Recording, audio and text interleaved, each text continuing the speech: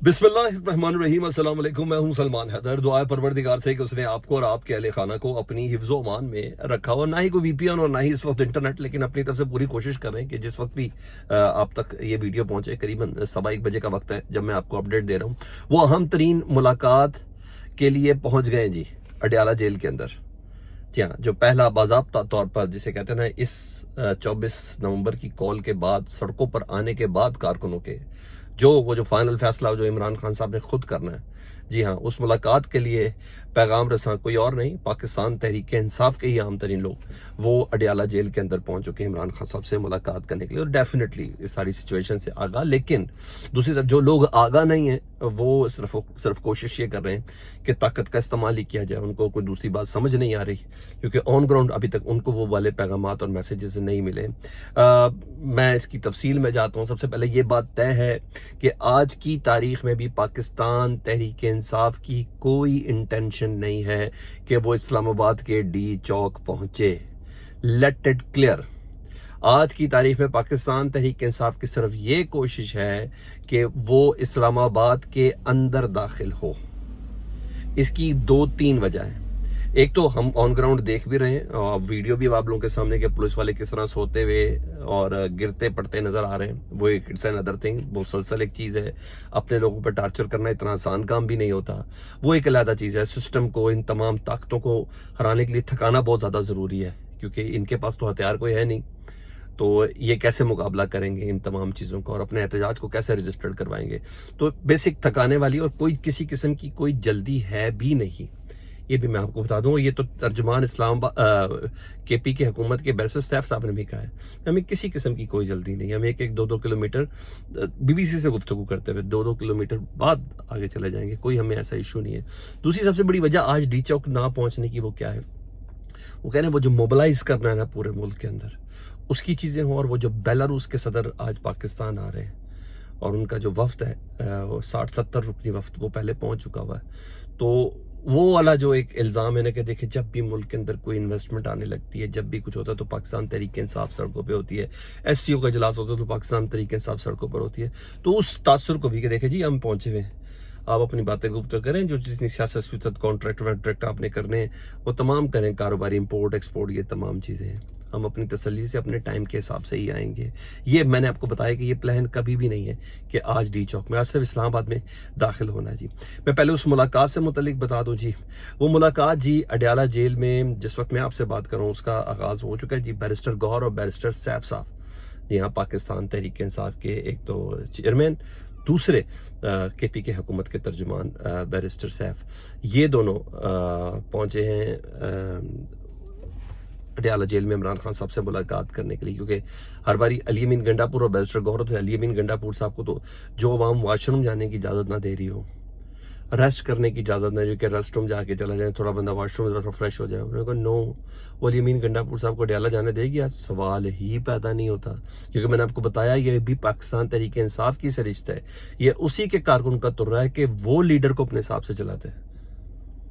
जब उसको ये चीज़ें हो जाएं कि शायद किसी तरीके से चीज़ें कहीं कॉम्प्रोमाइज़ ना हो जाएं, या हमारे लीडर को, यहाँ केपी के मामला है, इमरान खान साहब कहते हैं या पाकिस्तान में इंसान है या पठान है, तो ये वाली पोजीशन है।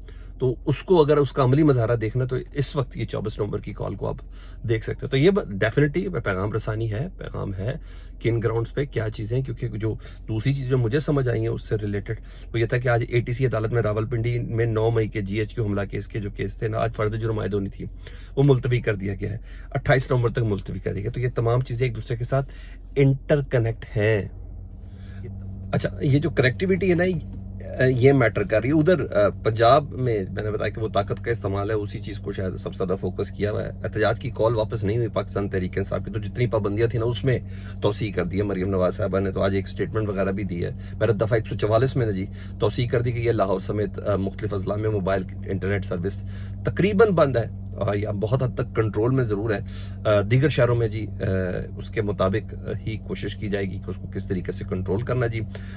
खबरें बार बार दी जाती जी कुछ इलाकों में जुज़वी तौर पर बहाल है और ये है वो, लेकिन नहीं, हकीकत मैं भी जानता हूँ और हकीकत आप भी जानते जी।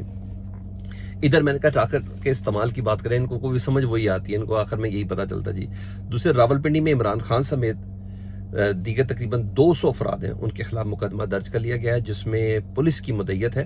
عمران خان صاحب کی بہن علیمہ خان صاحبہ اس کے اندر نامزد ہیں۔ عمران خان صاحب کے علاوہ علیمہ خان صاحبہ اس لیے نامزد ہیں کیونکہ انہوں نے عمران خان صاحب کا پیغام پہنچایا تھا۔ اس میں بشرا بی بی اس لیے نامزد ہیں کیونکہ انہوں نے اس احتجاج کے اندر شامل ہوئی ہیں، ٹھیک ہے جی، راولپنڈی میں۔ اس کے علاوہ اس میں سابق صدر عارف الوی شامل ہیں، علی امین گنڈا پور، اسد کیسر، عمر ایوب، حماد اظہر سمیت 200 افراد کے خلاف مقدمہ درج کر لیا گیا ہے راولپنڈی میں۔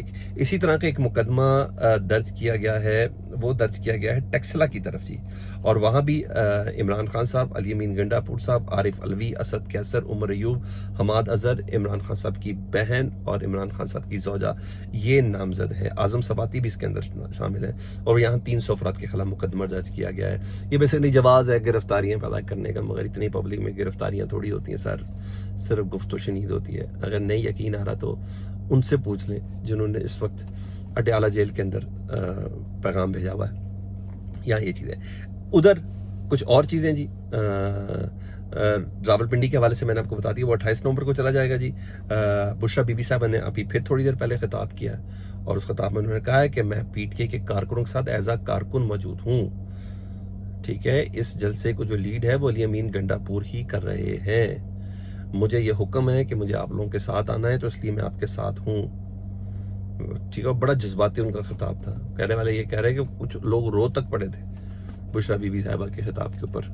تو بھائی چارج تو ادھر ماحول پورا چل رہا ہے، اور بہت سی جگہوں پہ رپورٹ یہ ہے کہ پولیس جو ہے وہ اپنا سامان بھی چھوڑ کے، وہ جو گیئرز وغیرہ ہیں، میں نے کہا اتنا آسان نہیں ہوتا اپنے لوگوں پر تشدد کرنا یا اپنے لوگوں کے ساتھ برا سلوک رکھنا۔ اچھا جی، دوسرا جی، علی امین گنڈا پور صاحب کے قافلے کے حوالے سے بتا دوں جی، 40 کلومیٹر دور جی کٹی پہاڑی برہان انٹرچینج پہ علی امین گنڈا پور موجود ہے، اور میری اطلاعات کے مطابق کہ یہاں سے یہ لوگ آہستہ آہستہ اسلام آباد کی طرف داخل ہوں گے، اور صبح سے کافی شیلنگ ہو رہی تھی کٹی پہاڑی کے اوپر، اور اب جس وقت میں آپ سے بات کروں معاملہ نسبتاً پرسکون ہے، شاید پولیس بھی گیئر اپ ہو رہی ہے، اور یہ بھی لوگ تھوڑا ریسٹ کرنا چاہ رہے ہیں۔ تیسرا قافلہ وہ بھی میں نے آپ کو بتایا تھا، وہ ہزارہ کی طرف سے ہے، اور وہ قافلہ ہے پی ٹی آئی ہزارہ کا، جی ہاں، وہ ہزارہ انٹرچینج سے ڈی چوک یعنی اسلام آباد کی طرف رواں ہے، یعنی ہر طرف سے یہ بھرپور کوشش بھی ہے کہ پاکستان تحریک انصاف آج کی تاریخ میں ہو۔ رہی بات یہ کہ پنجاب والے کدھر ہیں یا کیا ہے کیا نہیں، یہ بھی جو میرے پاس خبر ہے اس کے مطابق ایک سرٹن اسٹریٹجی کیسا چیس کے کئی گرفتاریاں ہو چکی ہیں، چیس کے کریک ڈاؤن ہو چکے ہیں، مختلف شہروں کے اندر وہ جاری ہے، لیکن ایک بذات خود یہ ایک اسٹریٹجی ہے کہ جب ہم اندر داخل ہوں تو اس کے بعد نکلیں۔ الٹیمیٹلی اسلام آباد کے 3 جو حلقے ہیں ان کے تو پاکستان تحریک انصاف فارم 45 کے حوالے سے تو وہ تو جیت کی دعوے دار بھی ہے، تو اس پبلک نے تو آنا ہے، تھوڑا سا ماحول ذرا بن جائے۔ پھر بتایا ہوں کہ ڈی چوک پہنچنا کبھی بھی آج کی تاریخ میں پاکستان تحریک انصاف کی اسٹریٹجی نہیں ہے، یہ جب بھی پہنچیں گے آج کی تاریخ گزار کر پہنچیں گے۔ باقی جیسی اپڈیٹ آتی ہے میں آپ کو آگاہ کرتا ہوں۔ اللہم صلی علی محمد و علی محمد۔